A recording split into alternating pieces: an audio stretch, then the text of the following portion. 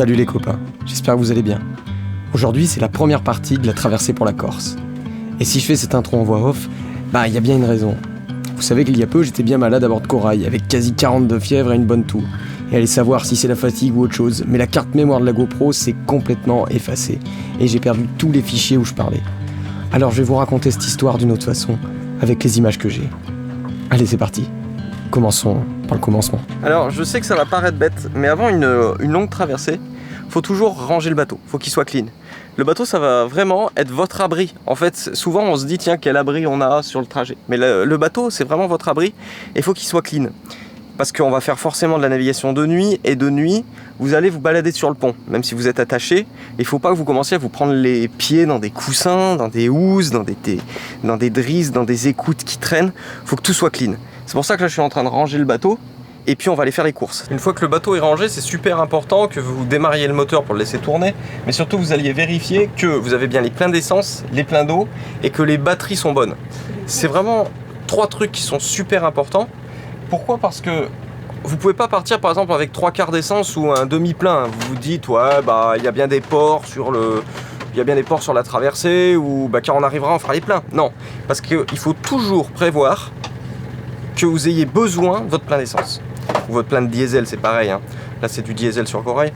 En fait, ce qui va se passer, c'est que là on va partir plus ou moins au large, on va être un peu au large des côtes. Si jamais, pour X raison, on a besoin de mettre le moteur et qu'on a besoin de faire du moteur, il faut absolument que le moteur soit opérationnel et qu'on ait les pleins. C'est pour ça que là on va rentrer dans le port, on va faire plein d'essence, les pleins d'eau et les courses. C'est vraiment la base. Je sais que ça peut paraître bête, mais c'est vraiment la base, avec ranger le bateau, qui va vous permettre de partir déjà un peu plus serein. Et bien sûr, avant ça, on check la météo. Là, nous, on a regardé. Aujourd'hui, c'est un vent calme. Demain, il y a un avis de vent frais. Donc l'avis de vent frais, mais il va venir d'ouest, donc il va nous pousser vers l'Italie, donc c'est génial. Et dimanche, le vent tombe un petit peu, mais on aura déjà bien avancé. Donc on a check la météo, on regarde un peu s'il n'y a pas d'orage, s'il n'y a pas de pluie sur le trajet, parce que c'est pas top. Donc là, j'ai checké tout ça. Donc moi, ce que je fais, c'est que souvent je regarde Météo Consult, Windy, et puis j'utilise aussi Sailgrib pour faire mes routages, et je vous en parle tout à l'heure. Ça y est, on est reparti sous voile. Alors comme le voilier, ça devient vraiment votre maison, forcément vous allez mettre tout votre linge dessus. Par petit temps comme ça pose pas de problème d'étendre la lessive, c'est juste qu'elle va sécher. Par contre, vous avez l'air un peu d'un con par rapport à tous les autres bateaux.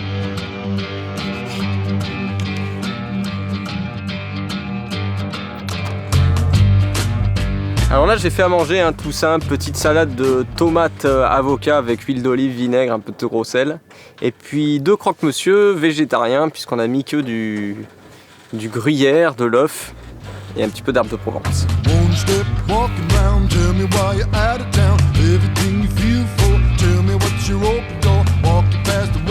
Alors attention, je fais du montage, mais c'est pas pour ça que je regarde pas devant, hein.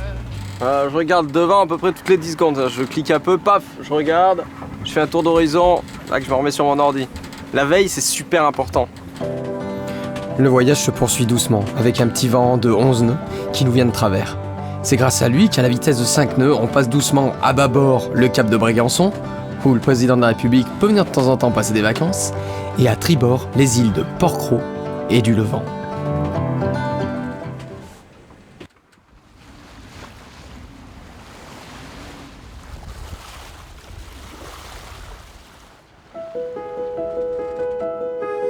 Bon, j'avais promis de pas faire de moment tarte, mais là franchement je peux pas m'en empêcher, mais qu'est-ce que je suis heureux quoi.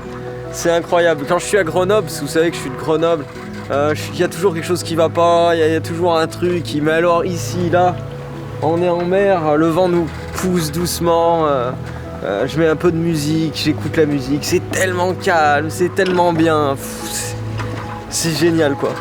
C'est dans ces moments-là qu'on aimerait mettre une pause sur le temps, que ça s'arrête. Juste que le temps se mette en pause pour profiter de l'instant. Et c'est un petit peu ça que ça me fait avec les montages. Quand je fais du montage, ça me permet de revivre en fait un moment que j'ai vécu, comme si je le mettais en pause. Et puis de le partager aussi. Mais voilà.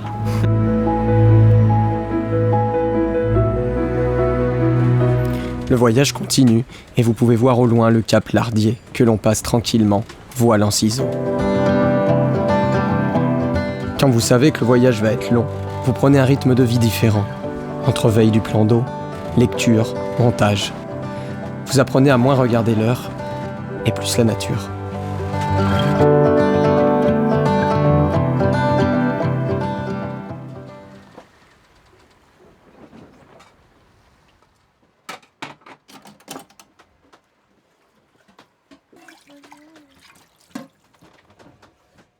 Quand on est en bateau, l'eau douce elle est super méga importante, elle est très précieuse. Donc vous voyez, c'est Annie, elle est en train de faire la vaisselle et elle fait la vaisselle en fait à l'eau de mer. C'est-à-dire qu'il y a une pompe et on pompe l'eau de mer. En fait c'est comme la maison, sauf que quand vous tournez, vous avez le magnifique coucher de soleil sur la mer. Tout là-bas on croise un gros ferry.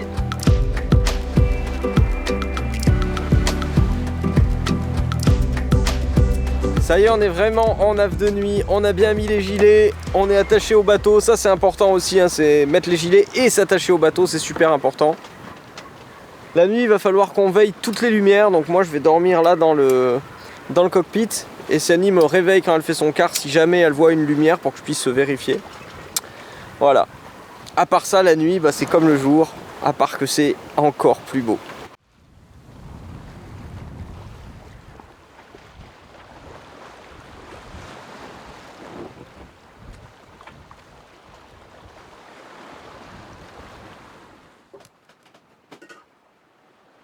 Et ça y est, là on est en pleine nuit noire, Sani va se coucher, moi je prends mon premier quart. Donc en gros en bateau, ce qu'on appelle des quarts, c'est dormir, par exemple, Sani va dormir 2 heures pendant ce temps que moi je veille, et ensuite on va échanger. Et on fait donc des quarts, c'est-à-dire que des quarts de temps, des quarts de sommeil.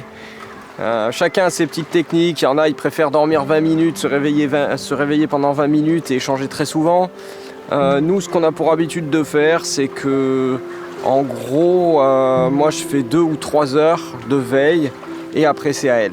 Il faut quand même se forcer à un moment à switcher parce que quand vous commencez à fatiguer, vous n'êtes plus aussi attentif et c'est là que ça devient dangereux. Je fais un peu de montage vidéo et puis évidemment, en gros, je fais un peu de montage et toutes les 15-20 secondes, je vérifie. Je sais que ça peut paraître beaucoup de vérifier aussi souvent, mais en fait quand vous êtes par exemple sur les alizés, vous n'avez pas besoin de surveiller autant parce que c'est très grand, donc le risque de croiser un bateau est très petit. Mais ici en Méditerranée, il y a beaucoup de bateaux, donc le risque de croiser un bateau il est très grand. Ok, on est au Génois-Seul là, et ça a l'air de marcher. Bon, le Génois-Seul ça marche quand même pas terrible, enfin, ça marche déjà mieux qu'avec les deux. Avec les deux on allait à 2 nœuds 5, là on va à 2 nœuds 9. 2 nœuds 9 ça reste correct, donc pour l'instant pas d'intérêt à mettre le moteur. Je sais pas si vous allez voir, mais on passe dans un banc de méduses. Il est quasiment minuit et demi, on navigue toujours tranquille au vent, mais le vent commence à vraiment faiblir. Dans mon entourage, il y en a beaucoup qui me demandent pourquoi tu navigues de nuit, et je sais qu'ils comprennent pas vraiment, mais c'est pas juste pour avancer plus vite ou pour naviguer de nuit. Naviguer de nuit c'est aussi un challenge sur moi-même, c'est-à-dire qu'il faut arriver à se dépasser quoi, à dépasser l'envie de dormir, à dépasser la peur qu'on a d'être la nuit sur l'eau. Il faut dépasser tout ça et arriver en fait à vivre le moment. Et c'est pour ça que j'aime autant naviguer de nuit, parce que c'est vraiment génial, et la nuit il n'y a pas la même ambiance. Alors c'est vrai que c'est une petite prise de risque parce que si je tombe à l'eau, c'est foutu. Voilà, mais j'adore naviguer la nuit. Bon, contre toute attente, le vent a tourné. Donc du coup, on se retrouve en bon plein, avec 8 nœuds de vent. Le réveil de Sani a sonné vers 2 h du matin, heure où elle a pris son quart. J'ai pour habitude de dormir dans le cockpit lorsqu'elle prend son quart. C'est ainsi beaucoup plus facile pour elle de me réveiller en cas de souci ou si elle voit une lumière. On a laissé le jour se lever et j'en ai profité pour reprendre mon quart vers 6 h du matin. On avait été obligé de remettre le moteur 1 heure avant car on n'avançait plus du tout. Là on est au large des côtes de Monaco. Donc Monaco doit être sur notre bâbord, vers là-bas. Et au loin je vois qu'il y a un gros bateau, ça doit être soit un ferry, soit un gros bateau de pêche. Donc Pour l'instant on n'est pas en trajectoire de collision, mais il va falloir que je me méfie parce qu'avec ces gros lourdeaux, eux ils se détournent pas quoi. En fait je suis bête, on est à Monaco, c'est ni un gros ferry ni un gros bateau de pêche. C'est un super méga yacht.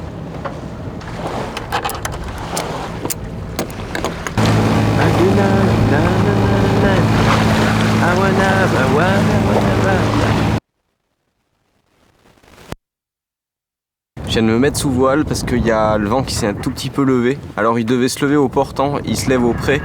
Mais ça c'est pas très grave, l'important c'est qu'on est sous voile. Et c'est top parce qu'on a coupé le moteur, ça fait du bien quoi. Je me rappelle de ce moment car je le trouvais particulièrement beau. Le soleil était déjà haut dans le ciel et il faisait super chaud. Cela contrastait avec la nuit un peu froide et humide. Le voilier filait au bon plein et toutes ces sensations m'ont donné envie de faire ces moments en tarte que j'affectionne. Puis j'ai eu l'idée de tourner une séquence avec le drone. Cette séquence, elle était vachement marrante. Parce qu'en fait, Céanie avait décidé de se baigner, mais elle se baignait pas vraiment. Vous allez me dire bah pourquoi ? Parce qu'en fait on était un peu loin des côtes. Et d'un coup elle a eu peur des requins. Et vous me connaissez, j'ai pas pu m'en empêcher. Je lui ai fait la petite musique des Dents de la Mer. Ah, du coup elle est assez vite remontée. Ça l'a pas empêché de se baigner plus tard, vous inquiétez pas. Oh, I got a lot to say.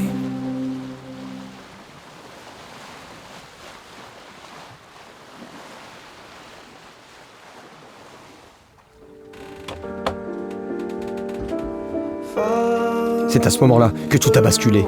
Alors que le bateau avançait super bien et que je nous voyais déjà traverser toute l'Italie, filant ainsi après 30 heures de navigation pour 30 nouvelles. Céanie m'annonce qu'elle est aussi malade. Et effectivement, elle a de la fièvre et elle ne pourra pas faire de quart de nuit. Je pourrais essayer seul, mais est-ce vraiment sérieux ? Non, non, je ne pourrai pas rester en mer. Il faut que je m'arrête. C'est terrible, c'est... Ouais, bon, toi aussi, tu trouves que j'en fais un peu trop ? Ouais, c'est pas faux, hein. Mais bon, sur le moment, c'est presque comme ça que je l'ai ressenti. Bon, à part que je m'inquiétais pour Céanie parce qu'il était évident qu'il fallait s'arrêter. Du coup, bon, on décide de s'arrêter en Italie, où j'avais fait plein de jolis plans de GoPro pour vous montrer. Ah, mais je les ai plus, alors il va falloir imaginer la savoureuse pizza en bord de mer qu'on est allé chercher en annexe, et le joli mouillage turquoise en mer de Ligurie. Et puis maintenant, la question c'est, va-t-on traverser pour la Corse demain, ou non ? Eh ben... la suite au prochain épisode les copains.